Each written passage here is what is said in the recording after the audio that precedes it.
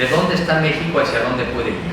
Y yo creo que de lo que se trata también es que nos ubiquemos, por qué sí podemos ser, y yo lo pondría así, por qué sí podemos ser y debemos ser un país desarrollado en una generación, ¿sí? O sea, ¿qué tenemos? ¿Por qué no lo hemos logrado? Pero sobre todo, ¿qué tenemos que seguir haciendo hacia adelante? Un tema de finanzas públicas sanas. No voy a elaborar mucho sobre ello, pero sí les voy a decir lo que pasaría si no tiene uno finanzas públicas sanas. ¿Qué es finanzas públicas sanas? Básicamente es que el gobierno no gaste más que lo que ingresa o lo que puede endeudarse, pero de una manera razonable. Voy a poner el ejemplo al revés. Si no se tienen finanzas públicas sanas, pues pasa lo que en Grecia. Entonces, las finanzas públicas sanas son un prerequisito para crecer y son un obstáculo para crecer si no se tienen. El bono demográfico, ahí creo que es un tema que me parece más relevante y además aquí está perfectamente representado en un lugar como este. ¿Qué es el bono demográfico?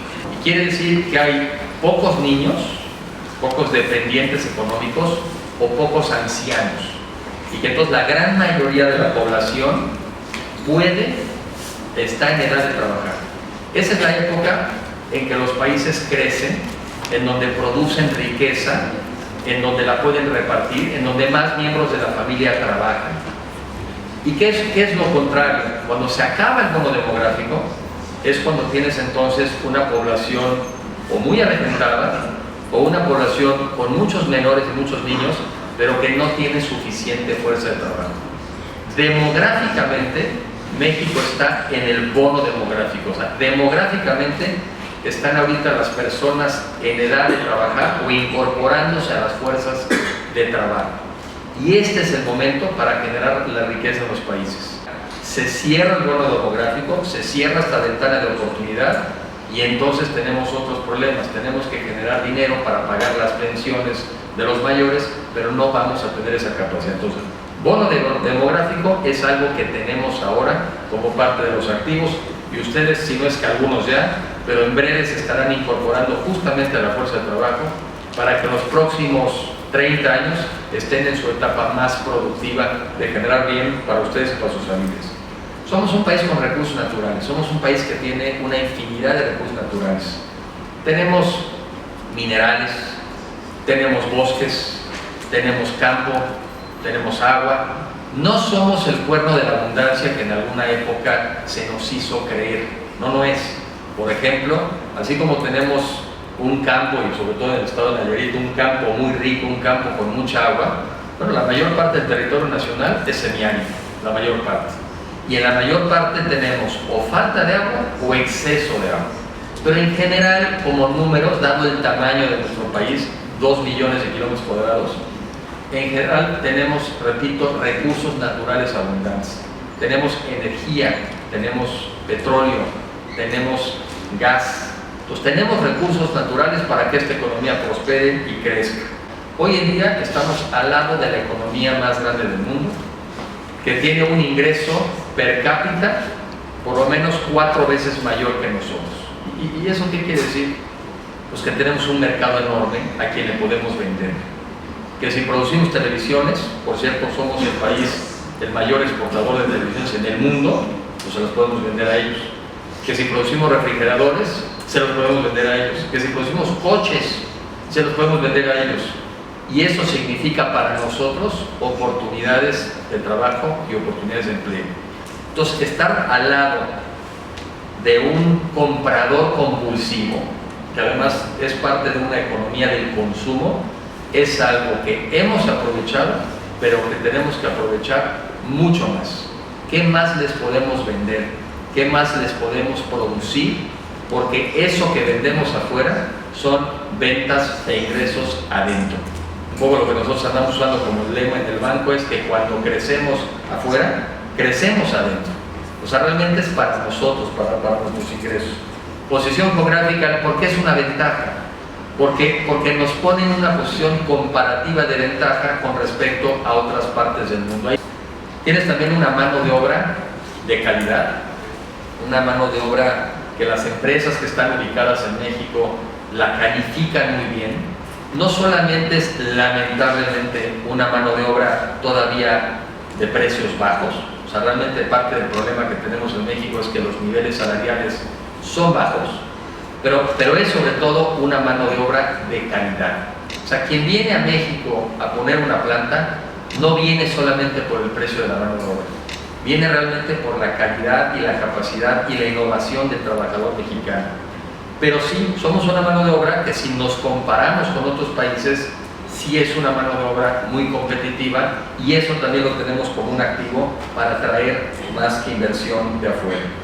Entonces, un poco esta reflexión es, bueno, y si tenemos todo esto, ¿por qué no hemos crecido más? Uno, es que somos un país donde tenemos un bajo nivel de financiamiento. ¿Y por qué es importante el financiamiento? O sea, ¿en qué influye el financiamiento en la economía? Bueno, pues hay una relación, no necesariamente de causalidad, pero sí hay una relación entre el nivel de crédito en la economía y las tasas de crecimiento de la economía. Entonces, cuando hay financiamiento, aumenta el consumo, y al aumentar el consumo, se aumenta también el crecimiento de la economía. Pues la falta de financiamiento en el país y un nivel de financiamiento bajo ha sido uno de los factores que ha influenciado para que esta economía no crezca más. Es el tema de la productividad. ¿Qué es la productividad? Pues la productividad es producir, por ejemplo, más coches por hora trabajada, producir más toneladas de maíz por hectárea o por metro cúbico de agua, ¿sí? Es producir más con lo mismo, producir cada vez más con lo mismo. Si se produce más con lo mismo, lo que quiere decir al final del día es que esos bienes se van abaratando, y al volverse más baratos se vuelven más competitivos y pueden ir a competir con los que se van volviendo menos productivos y menos competitivos. En México, la productividad no solamente no ha subido en los últimos 30 años, sino la productividad ha bajado. Pues cada año, en promedio, por unidad de tiempo, producimos un poquito menos. ¿Qué implica una productividad más baja? Yo digo que el PIB de un país es la suma del producto de las personas y de las empresas. Es de cada uno de nosotros.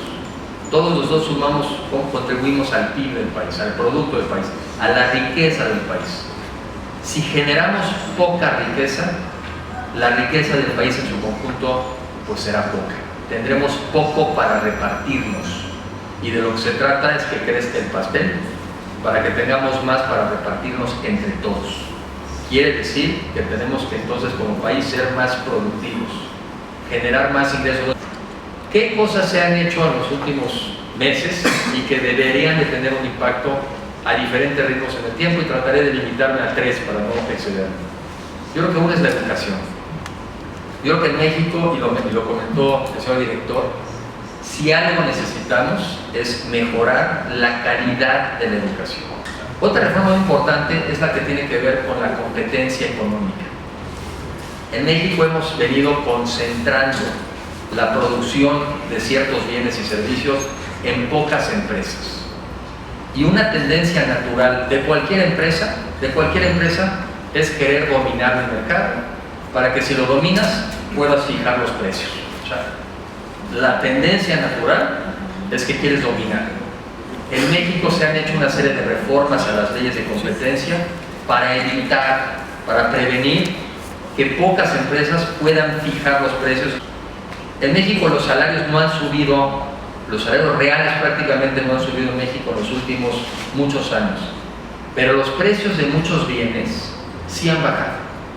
O sea, sí baja el precio de una televisión, sí baja el precio de una computadora, sí baja el precio de un refrigerador. O sea que las maneras de mejorar el nivel de vida de la gente son dos: o suben los salarios o bajan los precios, y lo ideal es que pasen las dos. Entonces las leyes de competencia persiguen eso. Y la última por la que yo me voy, la reforma energética. O sea, ¿por qué es importante en México una reforma energética?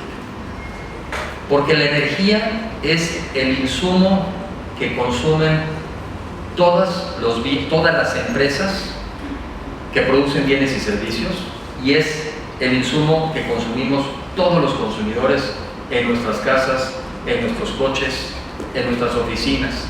En México tenemos energía cara. ¿Y qué quiere decir? pues que estamos teniendo que destinar de nuestros bolsillos, tanto las personas como las empresas, estamos pagando de más por un bien que recibimos de poca calidad. En el sector de energía hay muchas empresas en el mundo y muchas empresas en México que quieren invertir en ese sector. ¿Para qué? Para sacar más petróleo, para sacar, ahora que lo sabemos, que tenemos más gas, y al final del día para que tengamos ese insumo más barato para nuestras empresas y para nuestras familias. ¿Y qué va a generar eso? ¿Qué va a generar eso? Lo que va a generar es que si a lo que ya teníamos, que es ubicación geográfica privilegiada, mano de obra calificada, recursos naturales competitivos, bono demográfico, energía barata, eso debe generar las condiciones para que tengamos más inversiones en nuestro país y más oportunidades de empleo. Déjenme decirles, y lo van a vivir ustedes en poco tiempo, que al final del día la razón por la que nos educamos, yo creo que por un lado es simplemente por la satisfacción intelectual de saber, que en sí mismo es una satisfacción, pero la segunda es porque queremos tener herramientas para poder acceder a trabajos o generar nosotros actividades, nosotros mismos poner nuestras propias negocios y empresas, y ahí es donde queremos que México tenga condiciones para que podamos nosotros tomar esos riesgos.